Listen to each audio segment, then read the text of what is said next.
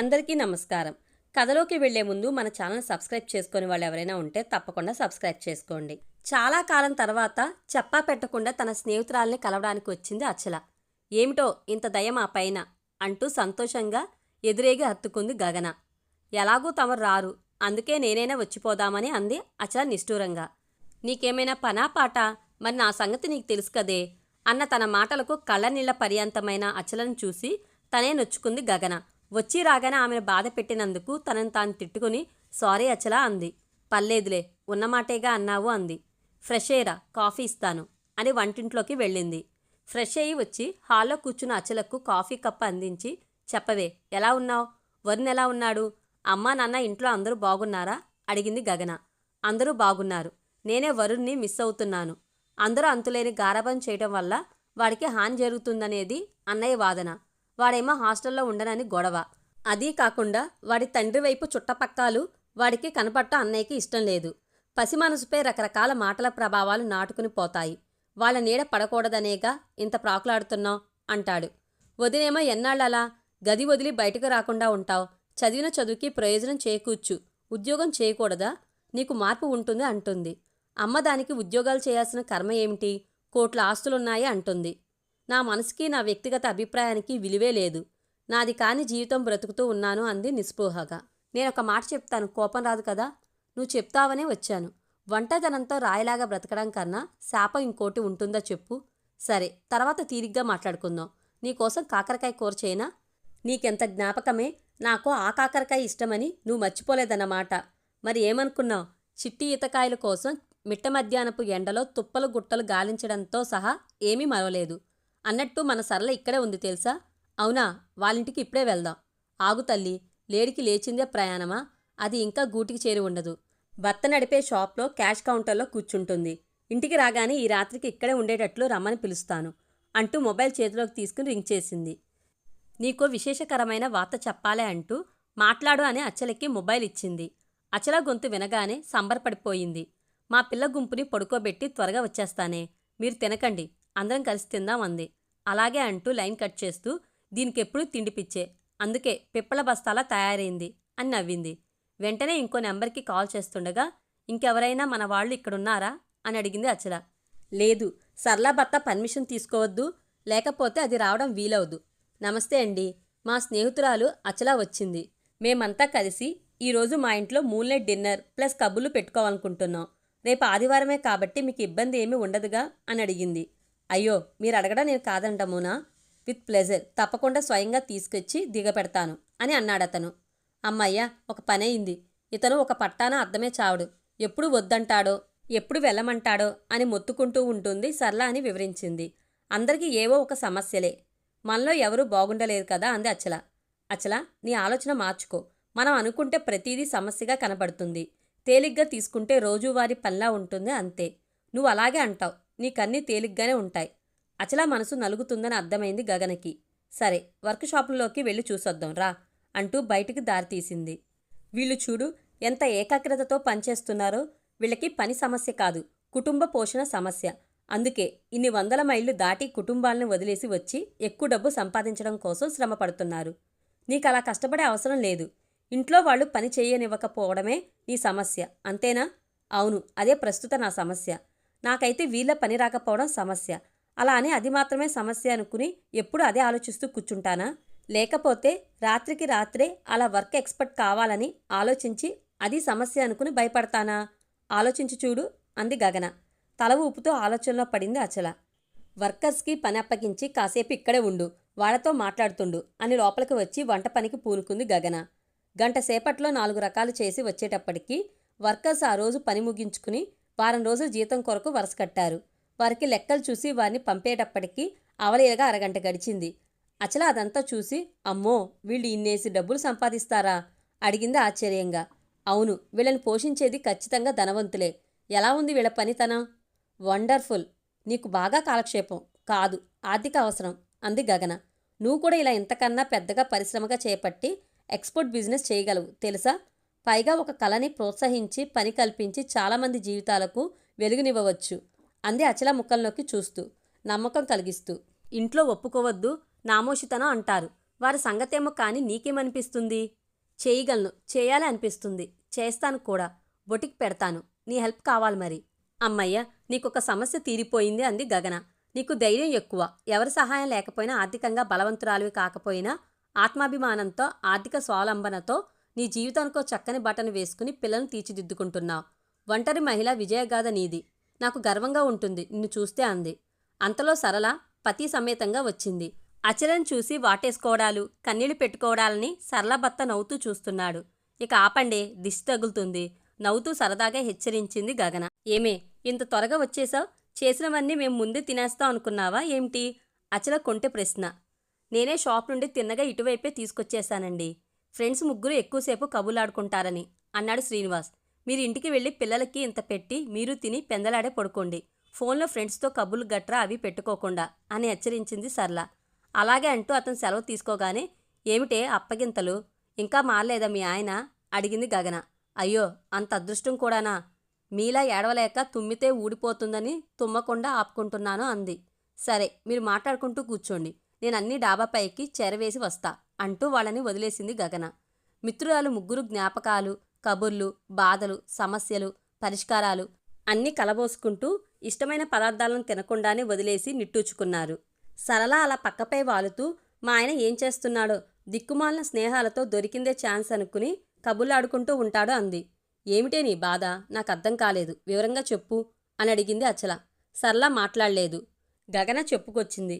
శ్రీనివాస్ పైకి అందరికీ సంస్కారిగానే కనపడతాడు, లోపలంతా వేరే. హాస్యం పేరిట రెండద్దాల మాటలు, స్త్రీలతో ఎడతెగని ఫోన్ సంభాషణలు, ఎదిగిన ఇద్దరు పిల్లల్ని పెట్టుకుని ఇంకా కుర్రవాళ్ల లవ్ ఎఫైర్స్ నడపడం. సరళ ముందే నిత్యం రాత్రులు ఫోన్లోనే ప్రేమ కలాపాలు నెరుపుతాడు. ఏ దురలవాట్లు లేవు కాబట్టి అందరికీ అతను సద్గుణ సంపన్నుడు. బాగా సంపాదిస్తాడు, మేడలు కట్టాడు, బోలెడు స్థలాలు కొన్నాడు, కార్లలో తిప్పుతాడు. పైగా బయటకు వెళ్ళిన అరగంటకొకసారి ఇంటికి ఫోన్ చేసి అరే ఒరే అంటూ ప్రేమగా భార్యని పలకరిస్తూ ఏం కావాలో కనుక్కుంటూ ఉంటాడు. ఎంత మంచి భర్తో అనేటట్లు ఉంటాడు. అవే తెలుసు చూసేవారికి. కానీ అతనిలో దాగిన మరొక వికృత కోణం భార్యపై అనుమానం. తనలా తన భార్య కూడా ఎవరితోనైనా చాట్ చేస్తుందన్న భయం. అడుగడుగుకి అనుమానం. దాన్ని కనబడనీయకుండా శ్రద్ధ తీసుకోవడం అనే ముసుగు వేసేస్తాడు. నిత్యం నరకమే సరళకి. అలానే ఎవరితోనైనా సరస సల్లాపాలు సాగిస్తాడా అంటే అదీ లేదు. గడప దాటడు. అతిగా ఉండే వాగుడికి ఫుల్ స్టాప్ పెట్టాలని రోజు ఇంట్లో పని తొందరగా ముగించుకుని షాప్కి వెళ్తుంది సరళ అని చెప్పింది గగన. ఇంతకీ అతనేమైనా మారాడంటావా? అచల ఆసక్తి. ఏం చచ్చాడు, రోజూ సందు దొరికితే చాలు ఎవరితో ఒకరితో మాట్లాడుతూనే ఉంటాడు. నేను దగ్గరలోకి వెళ్ళగానే మాట మార్చేసి మగవాడితో మాట్లాడుతున్నట్లు నటిస్తాడు. ఒక ఆమె ముగ్గురు పిల్లలను పెట్టుకుని బాధ్యత లేకుండా, పిల్లలు వింటున్నారనే ఇంగిత జ్ఞానం లేకుండా మా ఆయన బంగారం అంటూనే నా మొగుడితో రాత్రుళ్ళు రహస్యంగా గంటల తరబడి మాట్లాడుతూ మీరు ఇంద్రుడు చంద్రుడు అంటూ మునగ చెట్టు ఎక్కించేస్తుంది. చిచి, వీళ్ళ మాటలు వినకూడదనుకుంటూనే వింటూ ఉంటాను. వీళ్ళకన్నా వేసిల నయం. వేసిల జీవితాల్లో నిజాయితీ ఉంటుంది. వీళ్ళు మానసిక వ్యభిచారులు అని తిట్టిపోసింది. మొబైల్ ఫోన్లు సంసారంలో చిచ్చుపడుతున్నాయి అని ఒప్పుకోక తప్పదు అని అచల జాలిపడింది. నిజమే, రోజూ ఎంత బాధ అనుభవిస్తున్నానో. కళ్ళెదురుగా బాగోతులు చూస్తూ ఎవరు మిన్నకుండా ఉండగలుగుతారు? ఏమన్నా అంటే నాకు స్నేహితులు ఉండకూడదా అని ఆర్గ్యూ చేస్తాడు. ఈ బాపత వాటిని స్నేహాలు అనాలా? ఈ రహస్య స్నేహితురాళ్ళు, రహస్య స్నేహితులు ఇంటింటికి ఉంటున్నారు. ఏది స్నేహమో ఏది మోహమో తెలుసుకోవడం, కాపురాలు కాపాడుకోవడం కష్టమైపోయింది. పిల్లలను చూసి దిగమింగుకుంటున్నాను. పైగా ఇతనికి చుట్టపక్కాల్లో మంచి పేరు. ఏమైనా అంటే నన్నే తప్పు పడతారని భరిస్తున్నాను బాధగా చెప్పింది సరళ. స్నేహితురాళ్ళు మౌనంగా వింటూ ఉన్నారు. సరళ కొనసాగిస్తూ, ఎప్పుడన్నా గట్టిగా ఇలా చేస్తే నేను ఓర్చుకోలేను అంటే ఏం చేస్తావు? నీ స్నేహితురాలని స్ఫూర్తిగా తీసుకుని మొగుడిని వదిలేద్దామనుకుంటున్నావా అని వ్యంగ్యంగా నడుం విరిచేసే మాటలు అంటాడు. అందరి మధ్య మౌనం.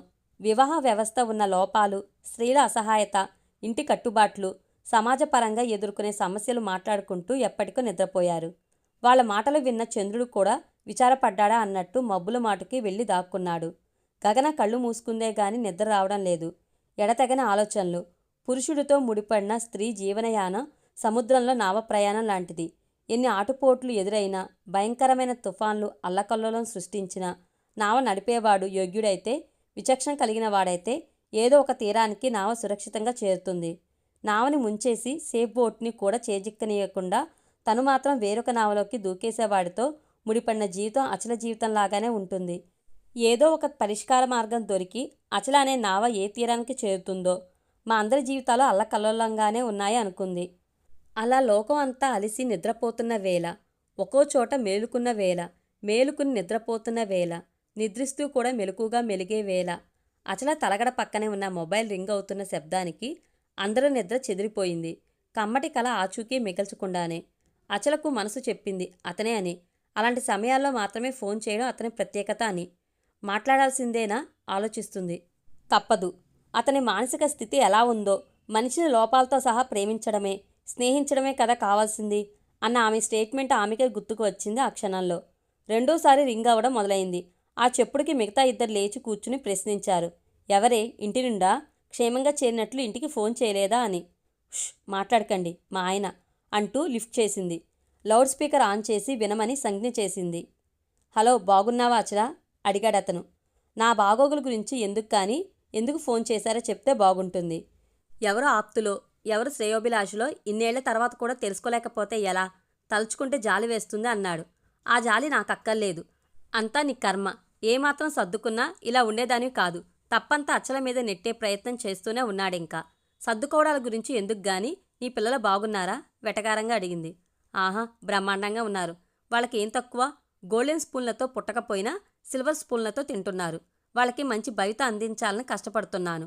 అది వాళ్ళు గుర్తించి కష్టపడి చదువుకుంటున్నారు. నవ్వింది అచల. ఆగి ఆగి మళ్ళీ నవ్వింది, తెరలు తెరల్లాగా. మనసులో దాగున్న కసిని, వేదన్ని కలిపి వెళ్ళగక్కుతూ. అవును, మీలా పెళ్ళే 10 ఏళ్లు కాపురం చేసి కొడుక్కి 7-8 ఏళ్లు వచ్చాక ఇంకొక స్త్రీ మోహంలో చిక్కుకుని భార్యని కొడుకుని వదిలేసి దూరాలకి ఎగిరిపోయి ఇక వాళ్లే సర్వస్వం అనుకుంటూ బ్రతికే నువ్వు బాగానే ఉంటావు. నీ పిల్లలు కాని పిల్లలు బాగానే ఉంటారు. గగనా సర్ల చెవులు విప్పార్చుకుని మాట్లాడుతుంది మన అచలేనా అన్నట్టు ఆశ్చర్యంగా చూస్తుండగా, 6 నెలలకోసారి అర్ధరాత్రులు కట్టుకున్న పెళ్ళాం ఎలా ఉందో అని గుర్తుకు వచ్చి, లేదా నీ ప్రియురాలతో గొడవ పడినప్పుడు గుర్తుకొచ్చే ఇలా అర్ధరాత్రులు ఫోన్ మాట్లాడుతూ ఉంటావు.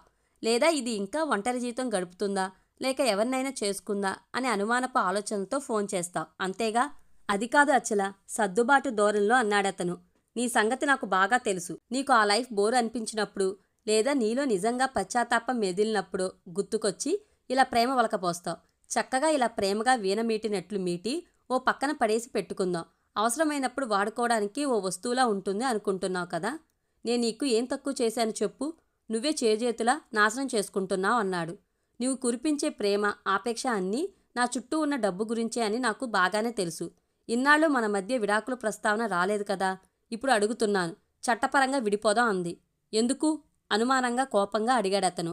నీలా సెటిల్ అవడానికి మాత్రం కాదులే అంది ఎగతాళిగా. నేను ఆ మాటే భరించలేను. వద్దు అచల, బ్రతిమాలుతున్న ధోరణిలో అతను. యూ స్టూపిడ్, చెప్పేది విను. ఇన్నాళ్ళు నీ అక్రమ సంతానానికి తండ్రివి. ఇప్పుడు వాళ్ళు పెరిగి పెద్దయి కాలేజ్ చదువులకి వచ్చారు. అమ్మ మెడలో తాలిబొట్టుకి లైసెన్స్ ఉండాలి కదా. అందుకే జాలితో సానుభూతితో నేనే మీ అధికారిక పెళ్లికి అనుమతి పత్రం ఇస్తున్నాను అంది అచల. అచల, నీకు నువ్వు అన్యాయం చేసుకుంటున్నావు. నేనంత త్యాగాన్ని కోరలేదు. విడాకులు వద్దు అన్నాడు. ఈసారి అచలకి నవ్వు దుఃఖం రెండూ వచ్చాయి. అవును, విడాకులు త్యాగం. అతనిపై అసహ్యం పెరిగిపోతుంది, గౌరవం తగ్గిపోతుంది. ఏకవచనంలోకి దిగిపోయింది. ఒరేయ్, జీవితాన్ని పంచుకుంటానికి వచ్చి జీవితానికి కావాల్సినంత దోచుకెళ్ళి నీ దారి నువ్వు చూసుకుని విడాకులు అడగకుండా ఇవ్వకుండా భార్య అనే గిరిలోనే కూర్చోబెట్టి ఉంచి ఎన్నో ఏళ్ల తర్వాత కాటికి కాళ్ళు చాపుకునే ముందు నా దగ్గరికి చేరి నన్ను క్షమించు అచల అంటే కరిగి కన్నీరై ప్రవహించి క్షమించే స్త్రీని అనుకున్నావా? ఏం జన్మరా! ఛీ, నువ్వసలు మనిషివేనా? జీవితంలో ఒక్కసారైనా ఒక్క స్త్రీమూర్తి ముందైనా నిజాయితీగా బ్రతకడం నేర్చుకో అంది. నువ్వు ఇంకా మడికట్టుకు కూర్చునే ఉన్నావా అన్నాడు. అసలు అనుమానం బయటపడనే పడింది. ఇలాంటి ప్రశ్న వస్తుందని ఎప్పుడూ అనుకుంది అచల. నిబ్బరంగా సమాధానం చెప్పింది. ఇలాంటి ప్రశ్న నీ నుండి ఎప్పటికైనా వస్తుందని నాకు తెలుసు. ఇప్పుడు నేను చెప్పేది విని జీర్ణం చేసుకోవడం నీకు కష్టమే, కానీ తప్పదు. నాలాంటి ఒంటరి వాళ్ళని చూసి నీలాంటి జాలి, ప్రేమ గల లోకాన్ని ఉద్ధరించే పురుషులు చాలామంది ముందుకొచ్చారు. ఒకడు మహారాణిలా చూసుకుంటాను, నాతో ఉండిపో అంటాడు. మరొకడు నిన్ను చచ్చేంత ప్రేమిస్తున్నాను, మన భావాల అభిరుచులు ఒకటే, మనం కలిసి ఉంటే ఎంత సంతోషంగా ఉంటామో అంటాడు. ఇలా స్నేహం ముసుగులో ఎందరో. నువ్వు ఇలా ఎప్పుడైనా అర్ధరాత్రులు అపరాత్రులు ఫోన్ చేస్తే ఫోన్ ఎంగేజ్లో ఉంటే వాళ్లతో మాట్లాడుతూ ఉంటానని, మాటలతో అతన్ని స్వాంతనపరుస్తూ ఉంటానని అర్థమన్నమాట. ఆ సంగతి గుర్తుపెట్టుకో కక్షగా అంది. అతని మాటలో కుసంస్కారం వెలువడింది మాటల రూపంలో. ఏంటిలా చించుకుంటున్నావు? నీ దృష్టిలోనే కాదు, చాలామంది దృష్టిలో నువ్వు చేస్తే ఒప్పు, నేను అలా చేస్తే కొవ్వు. అయినా మూడో మనిషివైన నీకు మరో మూడో మనిషి గురించి ఆలోచించే అర్హత, తీరిక ఉన్నాయా? నీలా నేను మూడో మనిషి కాలేనురా అంది జుగప్సగా. అయితే ఏమంటావ్? నా అవసరం లేదంటావ్ అన్నాడు వ్యంగ్యంగా. మానసికంగా నేను ఎప్పుడో విడిపోయాను. ఇప్పుడు ఎప్పుడూ నేను ఒంటరినే. మరొక మగాడి అవసరమో నీడో అవసరం లేదు నాకు అంది అహంగా. మౌనం కాసేపు.